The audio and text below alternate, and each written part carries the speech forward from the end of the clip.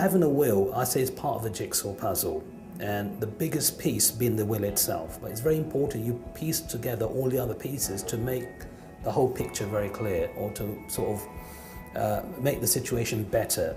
But here, when a person dies, 3 laws will always be applied, even though there is a will or no will, whatever the situation is. The first is the Sharia law, the second is the UAE law, and the third is the international law. So let's just take an example with the Sharia law. Here what happens is when a person died, they would freeze all the bank accounts. Now there's no concept of either survivor bank accounts there. So if you have a joint bank account, husband and wife, and one person was to die, they freeze the accounts. So the wife wants to try and take some money out of the account. She cannot do it because it's frozen. And there's a reason why it's frozen. And the reason is simply to make sure, A, all your debts and liabilities are cleared, which means things like your parking tickets, your mobile phone bills, your credit cards, your car loans, your mortgages, any bank overdrafts. If you're running your own business, any company or business loans, everything's got to be paid first. So they freeze the bank accounts, and this will happen immediately. How quickly they do it, it really depends on the depth of the circumstances. It could be as little as, say, 3 hours, and it could take probably a couple of weeks. But because of the freeze on the bank accounts, it means that the wife will not be able to even access a penny from the account, which obviously can become a very big problem.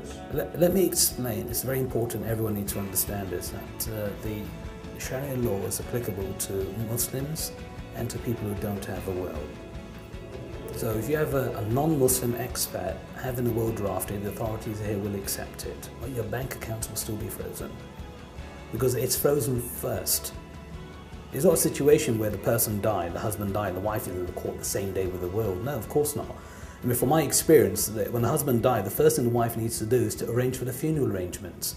The majority of the cases, they want the body to be repatriated back to the home country. So imagine nearly a month could be, it could be used in dealing with this. And when you go back to your home country, then you've seen your relatives and religious ceremonies. It could go on, a month. I'm being very conservative. From my experience, it could be anything up to 3 months before the will is actually given to authorities here.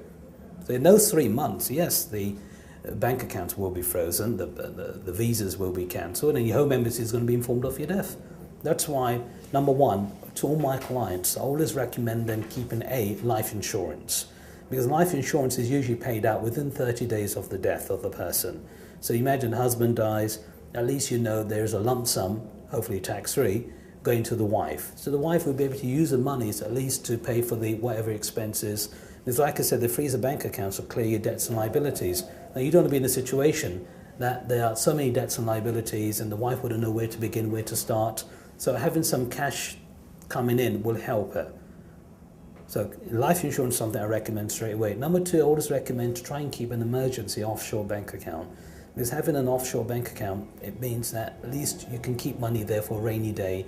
Situation like that, if your local bank accounts are frozen, the wife is able to access some of the funds from the emergency account for her to continue. But you must remember, this account is only for emergency. I'm not recommending an account for any tax evasion or tax avoidance, anything like that. That is nothing I'm talking about. Right. Because I'm of a great belief that if the husband dies, at least the wife should be able to take money out of the account to put food on the table. The second situation is the UAE law, whereby when the husband dies, because the husband is employed or has his own sponsor, his own visa, when he dies, his visa will have to be cancelled. And when his visa is cancelled, whoever he has sponsored, wife, children, housemaid, even a driver, all their visas are cancelled. That means they've got to leave this country in 30 days. Now this is UAE law where, well, it will happen anyway. It depends, if the wife has, say, like you're saying, an American passport holder, I'm sure she might get another 30-day extension, but she will need to exit out the UAE. She can come back because for US citizens they're given, I think, 30-day visa on arrival. But for countries whereby they do not get the visa, it means for them to come back, they'll need to be sponsored or get a tourist visa. But you can imagine the situation where the husband's visa is cancelled, the wife and children's visa is also cancelled. It means the children will have to leave the school. They have to come out of school and go back to their home country. So that is a very big problem as well. The third point is the international law, whereby the American embassy will be informed of the death. Now, what would happen is that the American embassy is informed, they'll send a message back to the US, so now the US knows you have died, so could be possible whatever laws is applied back in the US may be applied. So maybe they have a system of freezing bank accounts, I don't know. But certainly for taxes, if they're going to tax you for properties or for anything here, they will do it. Now the international law, UAE law, Sharia law is going to apply anyway. And this is where many people do not understand this. And because of this reason, when a person dies and all three laws are applied, especially for the woman, because from my understanding, not being sexist, but if the wife was to die, the husband can pick up and move on. But if the husband was to die, the wife would be in a very big problem here. So it's very important for the wives, for them to protect themselves more. That's why most of my clients, when they come to me for wills, is usually for cases because they have money in the bank, they bought a property. But I always ask them, well, I say to them, even if you have children, you should have a will.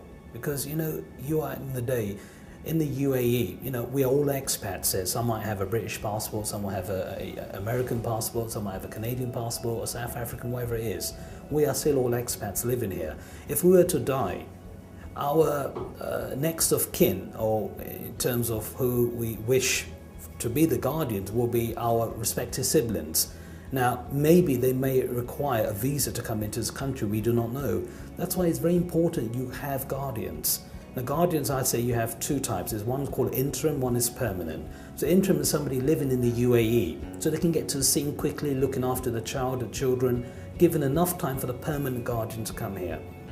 Now, I'll give you an example. I was talking to a person who actually, his wife was from the Philippines. And, you know, in the Philippines, they definitely need a visa to come here.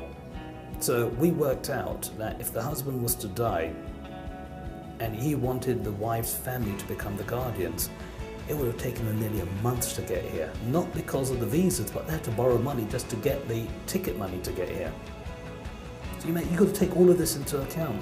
That's why it's important to have an interim guardian, somebody living here who can get to the scene quickly, looking after the children, giving enough time for the permanent guardian to come here. That person's only looking after the children, nothing else. So when people come to me for a will and there's children, I'll make sure there are guardians nominated in the will. But it's very, very important you have guardians. I think everyone takes things for granted here. And because of that reason, when they die, they just leave so many problems behind for the next person to pick up.